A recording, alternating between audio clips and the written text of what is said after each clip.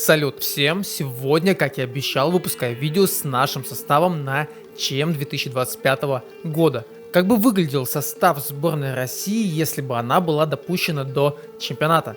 Знаю, многие планируют пропустить просмотр этого ЧМ как раз по этой самой причине, но предлагаю обсудить потенциальный состав нашей команды. Это, по-моему, всегда как минимум забавно. А если же хотите ознакомиться с раскладами на чемпионат мира и посмотреть на составы всех команд-участниц, добро пожаловать на мое вчерашнее видео, ссылка в описании и в правом верхнем углу. А мне остается только напомнить про наш телеграм-канал, где контент выходит практически каждый день и, самое важное, не дублируется с ютубом. Там все различные рейтинги, трансферные новости, все только самое полезное и интересное. Подписывайся. Также ставь лайк на ролик авансом, и мы начинаем. Сразу предупреждаю, состав будет собран по моим лекалам, опираясь, конечно, на то, как формирует команду наш главный тренер. Но впечатления все-таки мои, соответственно, объективности будет не так уж и много. У нас уйма классных игроков, и состав, его вариация у каждого будет своя. И классно было бы, если бы вы выслушали меня и поделились своим мнением в комментариях. Ну, давайте уже приступать. Кандидатура главного тренера, по-моему, не обсуждается. Наша местная легенда, бог, миллиардер, филантроп. Но я не работаю в команде. Парень в крутом костюме. Кто ты без него? Гений, миллиардер, плейбой, филантроп. Кто, если не он, сможет взять шефство над виртуальной, вымышленной командой? Хотелось бы, чтобы он только такими и руководил, но мечты. Ладно, начнем с голкиперов. Здесь с первым номером, я думаю, все очевидно. Один из лучших вратарей НХЛ текущего сезона. Претендент на Визину Андрей Василевский. А вот второго и третьего вратаря возьмем уже из КХЛ. Я думаю, никто не будет против, тем более большинство наших киперов в НХЛ провалили свои сезоны. А те, кто не провалил, играют за Пантер в плей-офф. Я выберу одного опытного и зарекомендовавшего себя голкипера, а второго молодого и подающего большие надежды. Наш главный тренер, думаю, поступил бы точно так же. Но кандидатуры, конечно, у каждого были бы свои. У меня это Никита Серебряков и Семен Визовой. Думаю, они вообще не нуждаются в комментариях. Оба этих кипера провели классные сезоны, особенно плей-офф.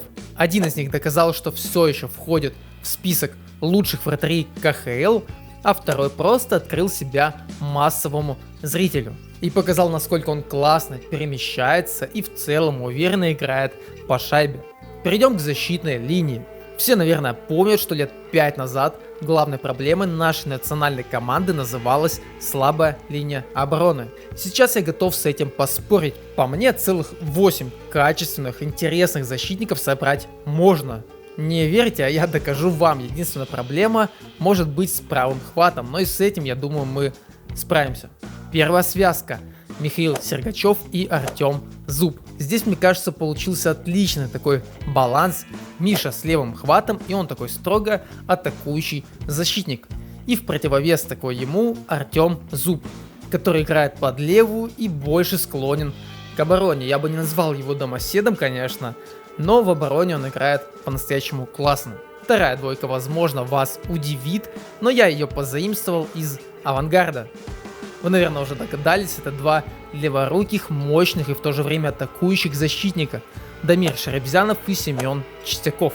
Парни уже сыграны, оба играют на уровне, если не НХЛ, то что-то очень близкое к нему. А то, что не потянут уровень чемпионата мира, у меня вообще нет сомнений. Третья двойка. Владислав Гавриков и барабанная дробь. Шок для 95% зрителей, то есть для тех, кто не из Уфы. Это Ярослав Цулыгин. Не, ну а что? Отличный сезон для этого праворукого защитника, что очень ценно в нашей команде. У него, правда, заметен прогресс. Мне нравится, как он катается, как он подключается к атакам, как он действует в зоне соперника. И в оборонительных качествах он не проваливается. Даже если в каких-то моментах не хватает опыта по, допустим, выбору позиции, то он всегда это может компенсировать скоростью принятия решений. Но Владислав Гавриков, если что, подстрахует, в его компетенциях точно никто не сомневается. И четвертая связка по списку, но далеко не по значению. Иван Проворов и Александр Романов. Оба защитника обладают отличным балансом между атакой и защитой. А в случае необходимости их легко можно встроить в другие звенья. Тут вообще проблем никаких не будет.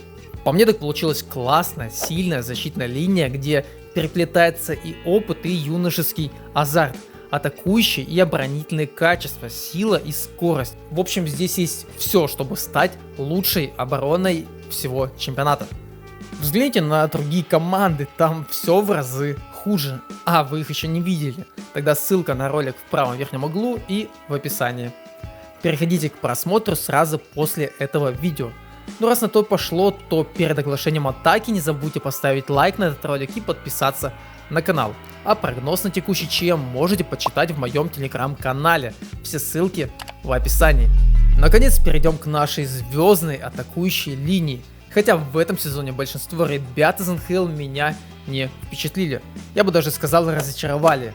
Кто? Но я думаю, сейчас все станет ясно. Первая тройка, и уже в процессе ее формирования я вспомнил, какая вторая проблема нашей национальной команды. Это центральные нападающие. Здесь как будто стало все только хуже. Ну ладно, первая тройка. В центре у нас Павел Бучневич, слева Кирилл Капризов, а справа Никита Кучеров.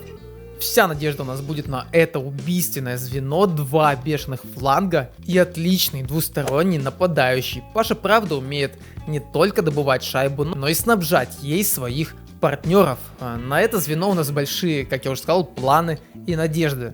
Вторая тройка здесь тоже немного позаимствовал готовую схемку, но в этот раз у Коламбуса. И поставим в центр Дмитрия Воронкова, а направо Кирилла Марченко. Слева хотелось бы тоже поставить кого-то праворукого для такого разнообразия. Я выбираю Андрея Кузьменко. Очень неоднозначный персонаж в хоккейном плане, но этот сезон правда выдался классным. И видно было, как и партнеры, и главный тренер ему доверяют. Третья тройка. Здесь уже начинается проблема. Не хочу ставить Демидова в центр, мне кажется, ему лучше справа, но выбора не остается. Иначе для парочки моих любимых игроков с правого фланга не хватит места. Так что Демидов центр, слева Панарин, а справа Матвей Мечков. Тоже очень классное звено, все в прошлом поиграли в СКА. Роман Борисович их очень хорошо знает, так что я думаю, он примерно такое же звено мог и сформировать. У вас, наверное, пока не так много вопросов накопилось, потому что первые три звена довольно адекватные.